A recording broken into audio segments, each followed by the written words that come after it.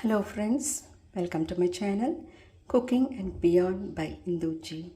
இன்றைக்கி நான் one pot dish பண்ணுறேன். இந்த குழம்பு, மோர், தயிர், ரசம் இதெல்லாம் வேண்டாம், சிம்பிளாக ஒரே ஒரு டிஷ் பண்ணலாம், மற்ற வேலையெல்லாம் ஏதாவது பண்ணலான்னு சொல்லிட்டு நான் இந்த மாதிரி செய்திருக்கேன்.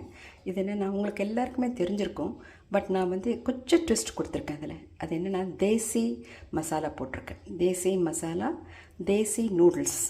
இது எப்படின்னா, நம்ம யூஸ்வலாக நம்ம ஹோட்டலெல்லாம் வாங்கினா எப்படி இருக்கும், tomato ketchup, chilli sauce, soya sauce, vinegar இதெல்லாம் போடுவாங்க.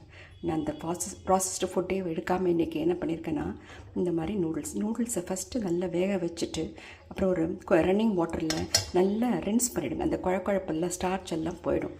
அதுக்கப்புறம் ஒரு டீஸ்பூன் எண்ணெய் போட்டு நல்லா கலந்து அப்படியே தனியாக வச்சுருங்க. அதுக்கப்புறமா நல்ல ஒரு பெரிய கடாயில் தாராளமாக கலரணும். வெஜிடபிள்ஸை நம்ம வேக வைக்க போகிறது, அதை வதக்கிறதே தான் வெந்து போயிடும்.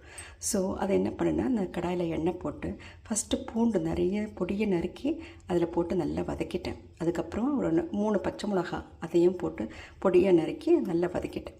அதுக்கப்புறமா நான் என்ன பண்ணேன்னா, இந்த காயெல்லாம் இருக்கு இல்லைங்களா, கேரட்டு, பீன்ஸு, கேபேஜு, அப்புறமா உங்களுக்கு கேப்சிகம் இதெல்லாம் போட்டு நல்லா வதக்க வெங்காயம் வதக்கிட்ட பிறகு, பூண்டுக்கு பிறகு வெங்காயத்துக்கு அப்புறம் இந்த காயெல்லாம் நல்லா வதக்கிட்டேன். காயை நல்லா அலம்பிட்டு தண்ணி இல்லாமல் புழிஞ்சு வச்சுருங்க. அதுக்கப்புறமா அதை வதக்க ஆரம்பிங்க. நல்லா முக்கால்வாசி வதங்கிடும், காயெல்லாம் அதிலே வெந்துடும் மோஸ்ட்லி. அதுக்கப்புறமா நான் என்ன பண்ணேன்னா, அதுக்கு வேண்டிய மசாலா போடணும் இல்லைங்களா. நான் தேசி நம்மளோட இந்தியன் ஸ்பைசஸ் தான் நான் போட்டிருக்கேன்.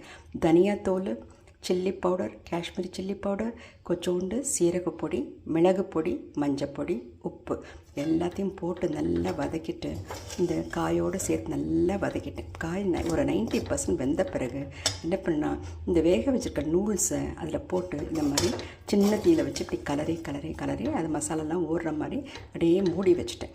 மூடி வச்ச பிறகு உங்களுக்கு அது மேலே ஒன்றா லைம் பொஞ்சிக்கலாம், இல்லைன்னா வேணான்னா விட்டுடலாம். ஸோ இது நல்ல ஒரு ஸ்பைஸியாக இருக்கும். நல்ல spicy desi type noodles, one pot noodles.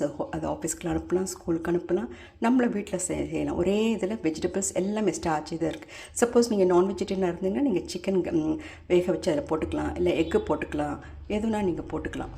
But நான் எதுவும் போட்டு இட்ஸ் பியூர் வெஜிடேரியன். இது மாதிரி நான் சர்வ் பண்ணுறேன் இந்த டிஷ்ஷில். ஸோ உங்களுக்கு ரொம்ப ருசியாக இருக்கும். இதை நீங்கள் நைட்டும் வச்சுக்கலாம், மத்தியானத்துக்கும் சாப்பிட்டுக்கலாம், ஆஃபீஸ்க்கும் கொடுக்கலாம். சரி, ஒன் பாட் டிஷ், மல்டிபர்பஸ். யாரும் கெஸ்ட் வந்தால் கட்ட காயெல்லாம் இருந்தாலும் நம்ம பண்ணிடலாம். It's a very interesting dish. எல்லாருக்குமே பிடிக்கும். நம்ம மசாலா போட்டு பண்ணிக்கிறதுனால அது தனி சுவை தான். இந்த சாஸ் எல்லாம் இது ரொம்ப சுவையாக இருக்கும். தேங்க்யூ.